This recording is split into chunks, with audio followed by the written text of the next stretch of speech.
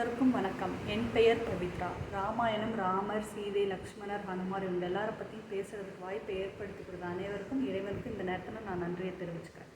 இன்றைக்கு கொடுக்கப்பட்ட தலைப்பு ராமர், லக்ஷ்மணர், பரதர், சத்ருகன் இவங்க 4 பேருடைய பாசத்தை பற்றி சொல்லணும். இவங்க 4 பேரில் ராமர், லக்ஷ்மணருடைய பாசத்தை பற்றி இந்த உலகத்தில் இருக்க எல்லாருக்குமே தெரியும். ஏன்னா பிறந்ததுலேருந்து கடைசி வரைக்கும் ராமர் கூட இருந்தது லக்ஷ்மணர் தான்.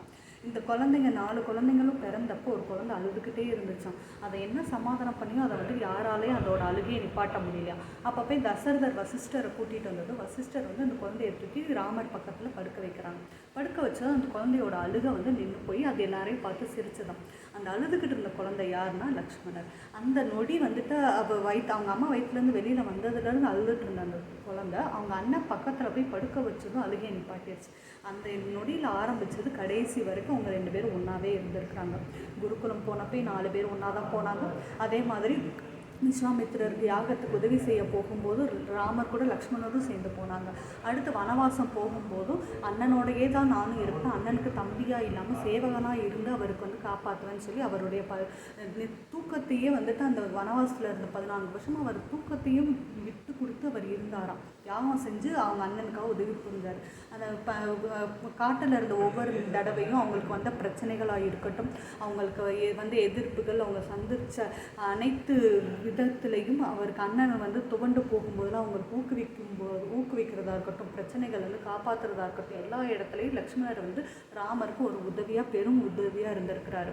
அதே மாதிரி கடைசியில் போய் ராவணன் கூட போர் புரியும் போது ராவணனை முழுமையாக வீழ்த்துறதுக்கு லக்ஷ்மணர் பெரிய பங்கு வகிச்சிருக்கிறாரு அப்படிங்கிறது உண்மை. அடுத்தது நம்ம பார்க்க போகிறது யாருன்னா பரதன் பற்றி பார்க்க போகிறோம். இந்த ராமாயணம் படித்த எல்லாருக்கும் முக்கால்வாசி எல்லாருக்குமே மேலோட்டமாக தெரிஞ்ச எல்லாருமே பரதனை தான் வில்லனாக பார்ப்பாங்க. ஏன்னா பரதன் அரசராகணுங்கிறதுக்காக தான் ராமரை காட்டுக்கே அனுப்புனாங்கங்கிற மாதிரி சொல்லுவாங்க. ஆனால் இந்த சம்பவம் நடக்கும்போது பரதனும் சத்ருகனும் நாட்டிலேயே இருக்க மாட்டாங்க. அவங்க ஒரு போர் விஷயமாக வெளிநாடை கைப்பற்றுறதுக்காக போயிருந்திருப்பாங்க.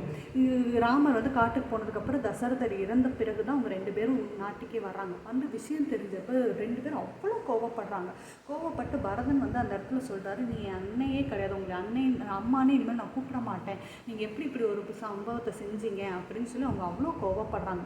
கோவப்பட்டு அவங்க அண்ணனை தேடி போய் அவங்க அண்ணன்ட்ட மன்னிப்பு கேட்டு அவங்கள சமாதானம் பண்ணி நான் இந்த செய்யலை அப்படின்னு சொல்லி எல்லாரையும் சமாதானம் பண்ணாங்க. லக்ஷ்மணர் தான் ரொம்ப கோவமாக இருக்காரு. லக்ஷ்மணர்கிட்டையும் சமாதானம் பண்ணி எல்லார்ட்டையும் கெஞ்சி அவங்க அண்ணனை திருப்பி நாட்டுக்கு கூப்பிட்டு வர்றதுக்காக பார்க்குறாரு. ஆனால் ராமர் தந்தை கொடுத்த வாக்கை காப்பாற்றணும்னு சொல்லி பரதனை அவர் கட்டளையிட்டு அனுப்பி வைக்கிறாரு. அப்பையும் அவர் ராமருடைய பாதணிகளை கொண்டுட்டு வச்சு தான் அரசாட்சி புரிஞ்சாருன்னு சொல்லுவாங்க.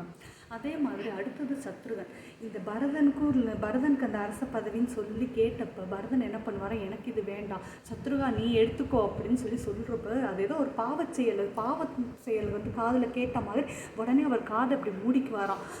இந்த காதால் கூட நான் கேட்க மாட்டேன் அப்படிங்கிற மாதிரி.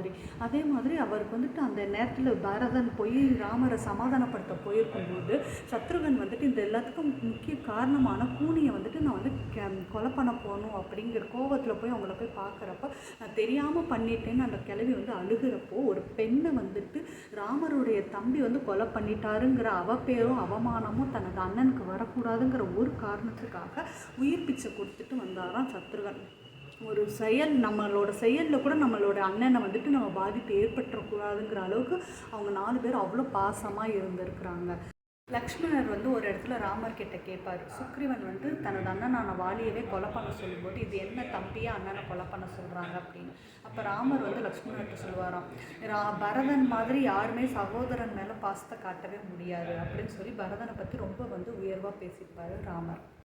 ராமரும் லக்ஷ்மணரும் எப்பவும் எப்படி ஒற்றுமையாகவே இருக்கிறாங்களோ அதே மாதிரி பரதனும் சத்ருகனும் ஒற்றுமையாகவே இருப்பாங்க. ராமருக்கு எல்லா இடத்துலையும் லக்ஷ்மணர் உதவியாக காட்டில் நாட்டில் எல்லா இடத்துலையும் உதவியாக இருந்த மாதிரி பரதன் அவங்க அண்ணனோட பாதணிகளை கொண்டு அந்த அரசாட்சி புரிஞ்சாலும் அவர் எதுலேயுமே ஒரு பற்று இல்லாமல் இருந்தார்.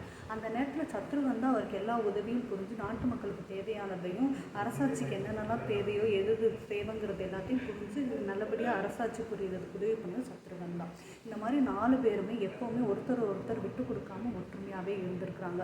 கடைசியில் ராமர் முத்திநிலை அடைகிறதுக்காக எந்த வழியை பின்பற்றினாலும் அதே வழியை பின்பற்றி லக்ஷ்மணர், பரதன், சத்ருகன் 3 பேரும் முத்திநிலை அடைஞ்சாங்க. அனைவருக்கும் நன்றி, வணக்கம்.